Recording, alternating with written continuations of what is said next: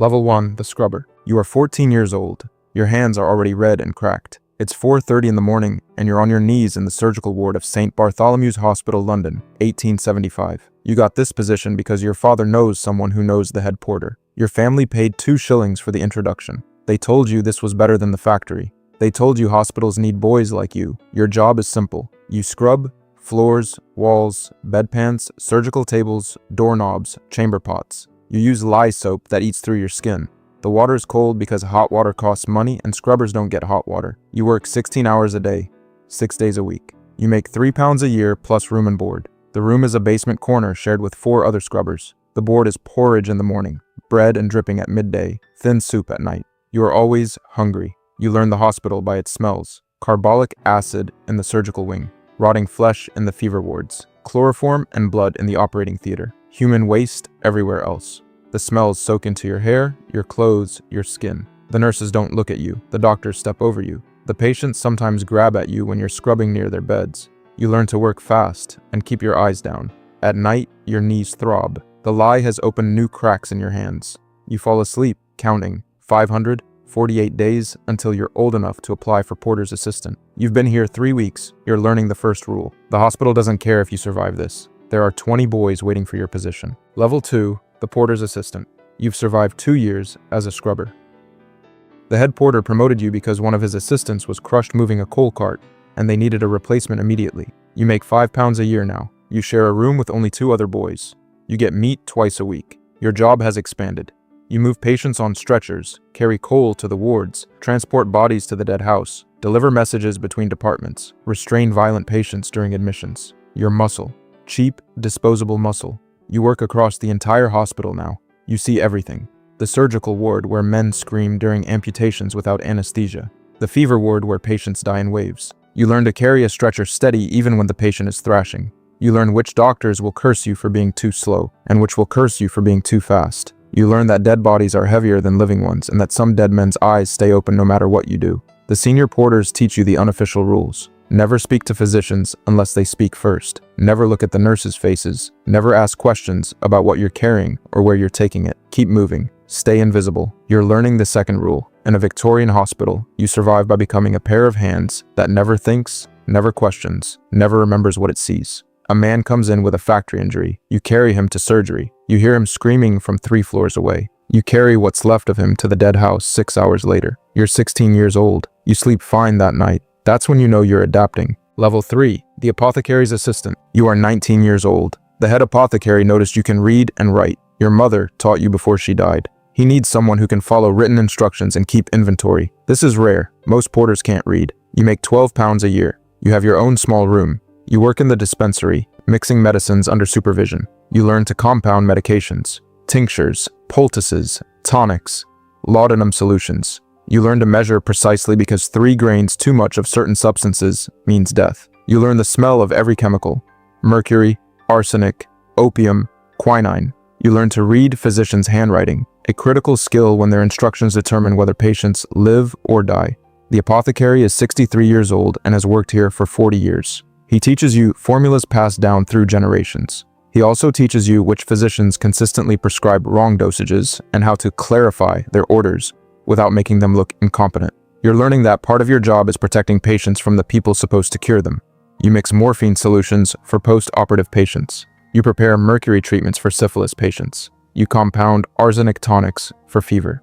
The line between medicine and poison is thinner than you imagined. Everything that heals can kill. Dosage is everything. You're learning the third rule. Knowledge gives you power, but in a hospital, power without rank is dangerous. You know things physicians don't. You can never say that out loud. A physician prescribes a dose that will kill the patient. You know this. The apothecary is gone. You reduce the dose and fill it anyway. The patient lives, the physician never knows. You just committed professional insubordination to save a life. Welcome to hospital medicine. You're 21 years old. You've stopped thinking about leaving. The hospital has its hooks in you now. You know too much to go back to manual labor. You're not educated enough for anything better. You're trapped in the middle, which is exactly where the system needs you. Level 4, the medical clerk. You are 24 years old. A physician noticed your precise record keeping in the dispensary. He needs a clerk to manage his patient records, schedule surgeries, and handle administrative work. You make £25 a year. You have a desk in the administrative offices. You manage patient intake records for Dr. Whitmore's surgical patients. You record every detail: name, age, occupation, complaint, diagnosis, treatment, outcome. You maintain surgical schedules. You write referral letters. You handle correspondence with other physicians and hospitals. You attend surgeries to record observations. You watch Dr. Whitmore amputate limbs, remove tumors, drain abscesses. You describe everything in clinical language. You note the time surgery begins, the type of anesthesia used, if any, the patient's condition throughout, the time surgery ends. Your notes become legal records if anything goes wrong. You're learning things medical students pay hundreds of pounds to learn. You're watching surgeries from feet away. You're reading medical journals. You're attending lectures meant for physicians. But you're not a physician. You're not even training to be one.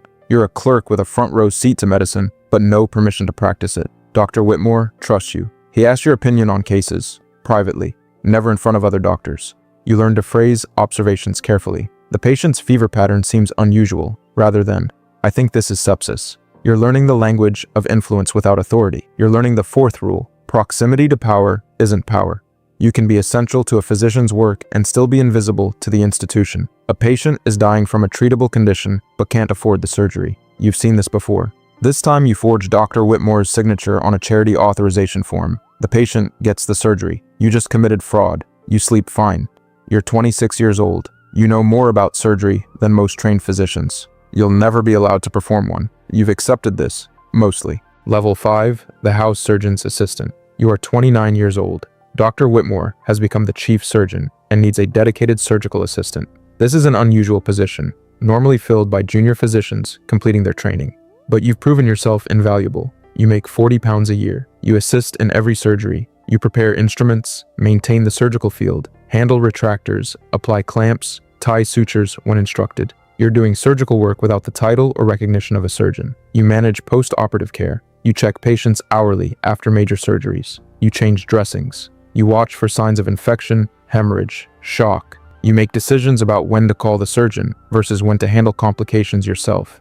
No one has formally authorized you to make these decisions. You make them anyway because patients die if you don't. Dr. Whitmore operates on 30 patients a month. You assist in every case. You know his technique better than he does. You remember every variation, every improvisation, every mistake he's made and corrected. You've become his institutional memory. You're learning the fifth rule. In hospitals, competence creates authority that no official rank can grant or revoke. You've earned respect through years of being right when others were wrong. But the medical establishment is changing. The British Medical Act of 1858 established formal registration for physicians. The walls are closing. Soon, positions like yours won't exist. You'll need formal medical credentials or you'll be pushed back down to clerk work. You're watching your unofficial authority expire in real time. A junior physician makes a catastrophic error during a surgery you're assisting with. You correct it instantly. The patient lives. The physician takes credit. Dr. Whitmore knows what happened. He says nothing publicly. That night, he tells you privately that you saved that man's life. It's not enough. It's all you get. You're 32 years old. You've assisted in over 1,000 surgeries. You'll never be called a surgeon. The system is evolving past you. Level 6, the hospital superintendent's assistant. You are 35 years old. The Board of Governors created this position specifically for you. They need someone who understands both medical operations and hospital administration. Someone who can bridge the gap between physicians and management. You make £60 a year. You have an office. You manage hospital logistics, staffing schedules for 200 employees, supply procurement for 12 wards, budget allocation across departments. You handle complaints from patients' families. You coordinate with the Board of Governors on policy implementation. You're the person who makes the hospital actually function.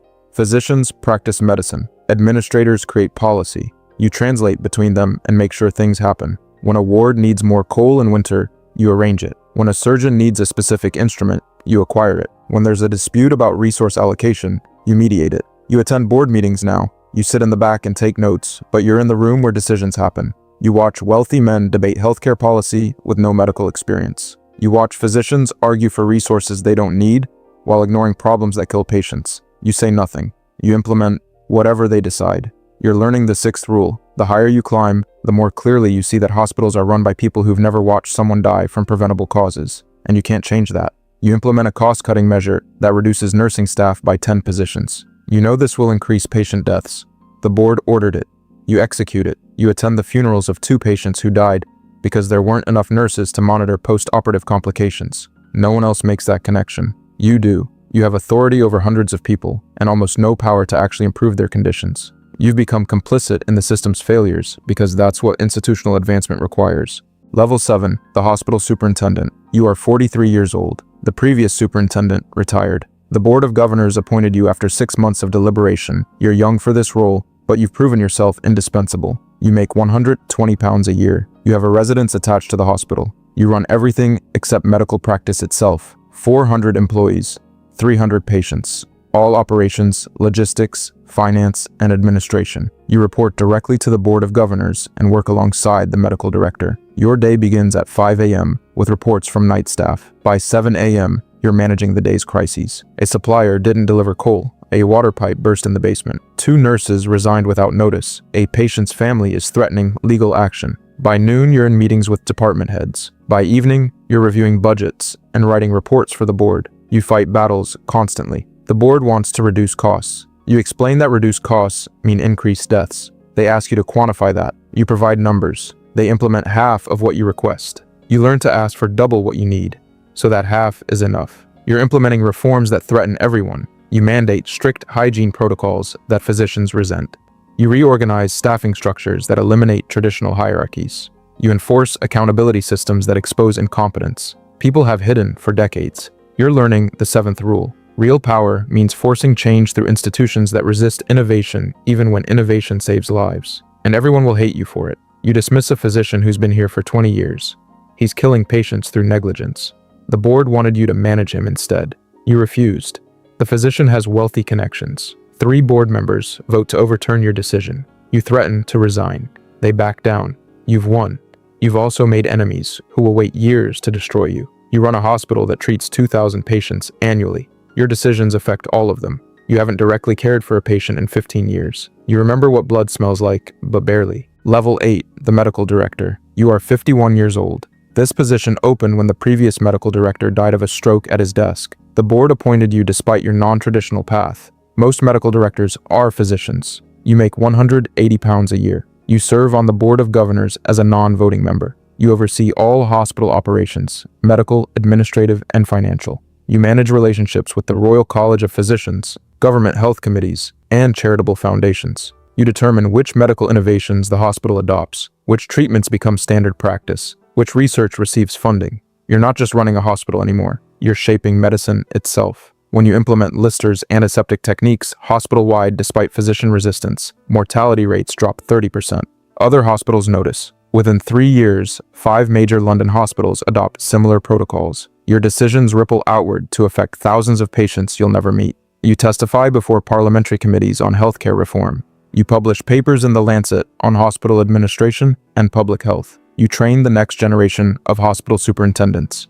You're building the infrastructure of modern medicine. You're also fighting constant political battles. Physicians resent being managed by someone without a medical degree. Traditionalists think you're too radical. You satisfy no one and betray everyone's expectations. This is how institutional change actually happens. You're learning the 8th rule. At the top, your legacy matters more than your present comfort, and your present is entirely uncomfortable. You implement mandatory infection reporting across all wards. This exposes terrible statistics: 30% post-operative infection rate, 15% mortality rate for surgical patients. Physicians claim this will destroy the hospital's reputation. You publish the numbers anyway. 3 years later, after implementing aggressive reforms, infection rates are down to 12%.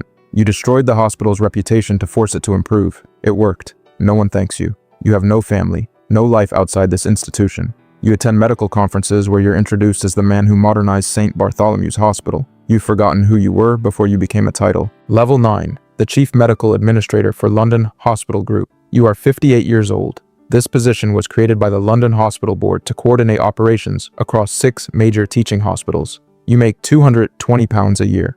You have an office in Westminster and you never sleep there.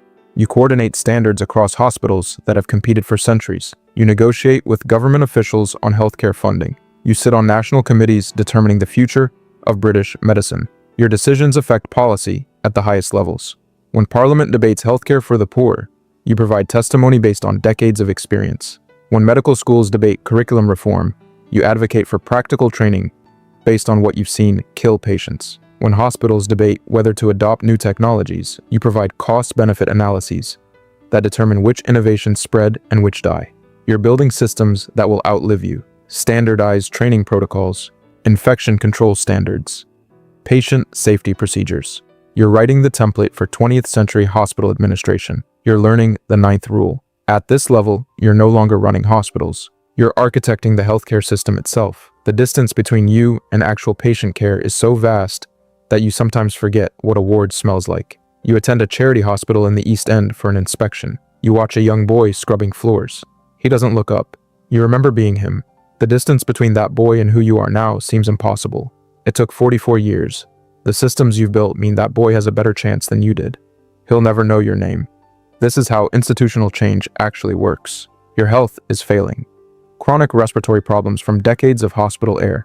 Your hands shake from old chemical exposure. You ignore these symptoms because acknowledging them means retirement and the work is never done. Level 10, the legacy. You are 64 years old. Your body has forced what your will never would. You're retiring. You've spent 50 years in hospitals, 50 years of death and institutional politics, 50 years of fighting for change that came slower than you needed and faster than the system wanted. You've reformed dozens of hospitals. You've saved thousands of lives you never personally touched. The farewell ceremony is held at St. Bartholomew's, where you started as a scrubber at 14. The Board of Governors presents you with a pension of £80 annually. 200 people attend. They present you with a gold watch engraved with your achievements. You give a speech about the future of medicine. You don't mention that you have no one to give the watch to. You move to a cottage in Hampshire, paid for by a foundation grant. You're supposed to rest. You write instead. You compile 50 years of observations into a comprehensive hospital administration textbook. You correspond with the hospital superintendents across the empire. Rest is for people who weren't consumed by their work. You were consumed. There's nothing left to rest. You think about the cost. You never married. You have no children. You have no close relationships outside professional ones. You sacrificed every personal joy for institutional transformation. Some nights you wonder if it was worth it. Then you read reports showing that hospitals implementing your protocols have mortality rates 30% lower than those that don't. You suppose that's the only answer that matters. You think about what you learned. The system breaks everyone eventually. Changing institutions requires becoming something the institution can't digest, can't expel, can't ignore. You became that. It destroyed the person you might have been. It created something larger and colder and more effective. The hospital system you helped build is imperfect and will remain imperfect, but it kills fewer patients than the one you entered as a child. You measure success in lives that don't end rather than lives that flourish. It's a grim calculus. It's the only one available. You're 67 years old when you die. Pneumonia, it happens fast. You die in the cottage, attended by a physician who trained in a hospital you reformed. He follows protocols you helped establish. Your last clear thought is of St. Bartholomew's, of the boy you were at 14, on his knees, hands bleeding, scrubbing floors. The funeral is well attended. The obituaries call you a pioneer. Your textbook becomes required reading in hospital administration programs. Your protocols become standard practice. The system you built outlives you. This is what success looks like at the top. You disappear into the institution you created. Somewhere right now, a boy is being led through the basement entrance of St. Bartholomew's Hospital. He's 14 years old. His hands are clean, but they won't stay that way. He's been promised honest work, a path upward, a future. He doesn't know that he'll spend the first 2 years on his knees. He doesn't know about the lye soap, the endless scrubbing, the patients who die screaming, the institutional violence disguised as progress. He doesn't know what it costs to climb from the bottom to anything resembling power.